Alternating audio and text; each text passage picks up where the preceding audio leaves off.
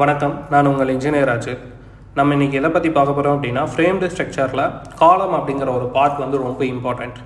இந்த காலத்தில் நடக்கக்கூடிய தவறுகளை பற்றி தான் நம்ம இன்றைக்கி பார்க்க போகிறோம். பெரும்பாலான இடங்களில் நான் பார்த்தது வரைக்கும் என்ன பண்ணுறாங்க அப்படின்னா, அந்த காலத்தை சுற்றி ஒரு செங்கல் செவரை கட்டி அதில் காங்கிரீட்டை வந்து ஃபில் பண்ணுறாங்க.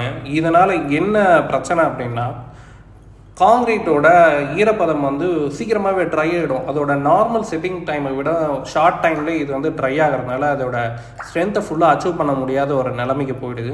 அண்ட் இந்த மாதிரி சிங்கிள் செவர் கட்டுறதுனால அதுக்குள்ளே ஹனிகோம்ஸ் வந்தாலும் நம்ம அதை விசிபிளாக பார்க்க முடியாத ஒரு நிலைமை இருக்குது. ஈரப்பதம் அதிகமாக இருந்துச்சு கிரவுண்டில் அப்படின்னா, அது இந்த மாதிரியான ப்ராக்டிஸ் பண்ணும்போது அதில் என்ன ஆகுது அப்படின்னா, அந்த காலத்துக்குள்ளே இருக்க ராடை வந்து ரஸ்ட் ஆகிறதுக்கான நிறைய சான்சஸ் இருக்குது. இந்த மாதிரி டென்சிலோட ஸ்ட்ரென்த் வந்து கம்மியாச்சு அப்படின்னா ஸ்ட்ரக்சரில் நிறைய பிரச்சனைகள் வர